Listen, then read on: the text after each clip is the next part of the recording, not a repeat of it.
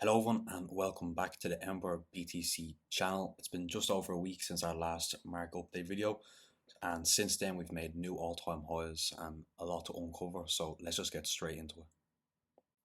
So in our previous market update video, we discussed the possibility that we would create this new all-time high, as we did after we reacted from the range high that we had consolidated in.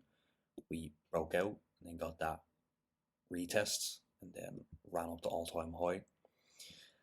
We have had an SFP of the previous all-time high, or liquidity sweep, whichever terminology you would prefer to subscribe to.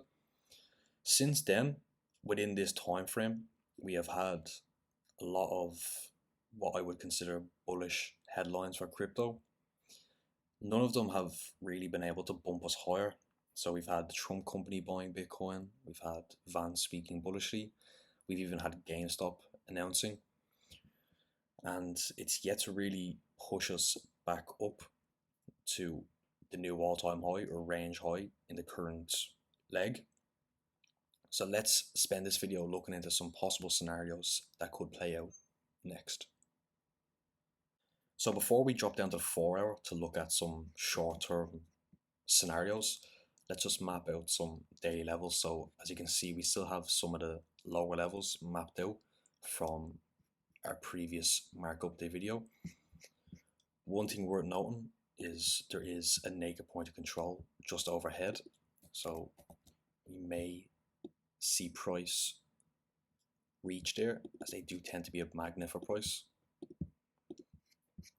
And then another thing worth noting is the price leg we are in.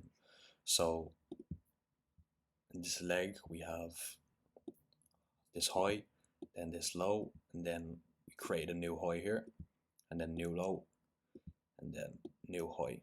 So we can take our fib tool, anchor it here, and then we can see where we are within this price leg or range. So let's drop down to the 4 hour time frame and look at some scenarios. So if we drop down to the 4 hour time frame, we can look at what we anticipated in our previous video.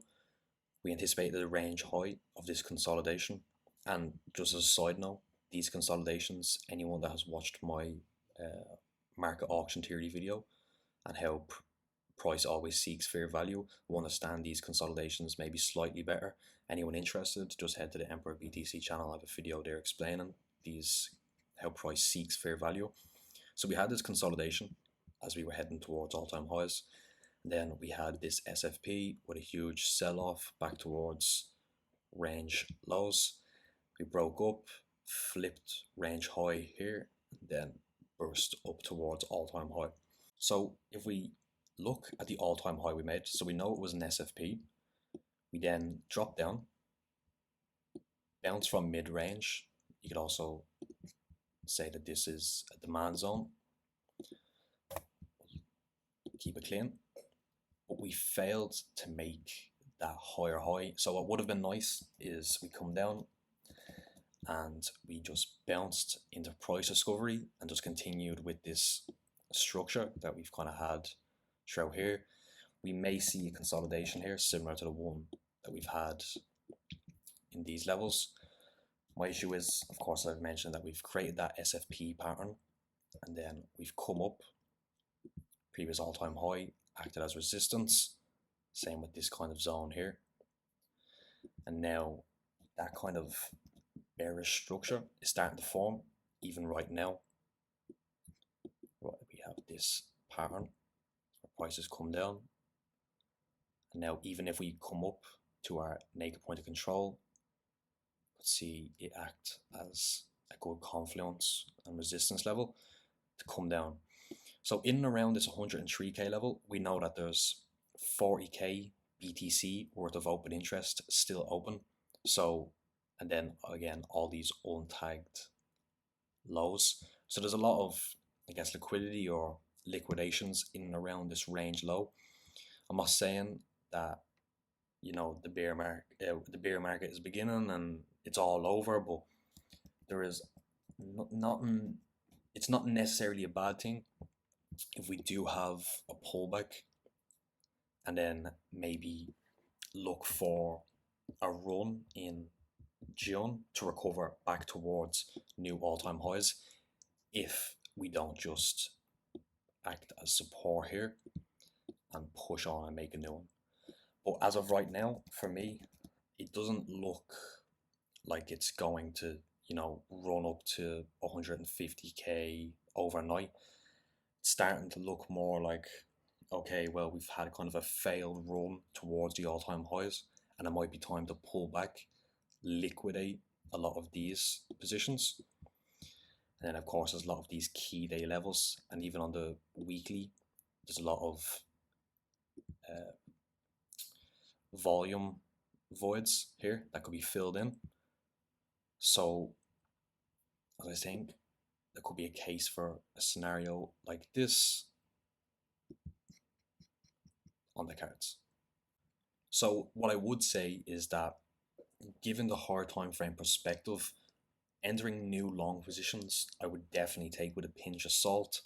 That doesn't necessarily mean that, okay, well, you need to go full portfolio short on the reverse side, but we are at previous all-time highs. We have had that failed run into price discovery, as we kind of discussed here. So I would be more on the precautionary side, and I do think that maybe a sub 100k run would be healthy in the long term. So in a dream scenario, we would get another opportunity, sub 100k, load up some positions, and then get some sort of June recovery.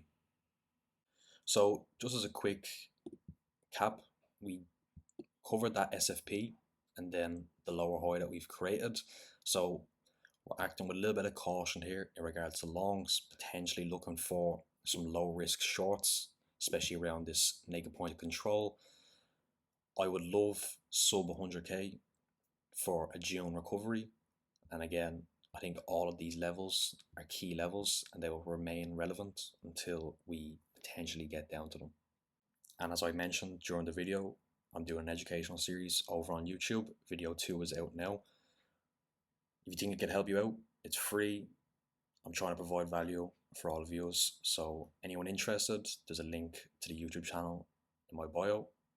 And if you enjoyed this video, make sure you leave a like and comment, and I'll see you guys in the next one.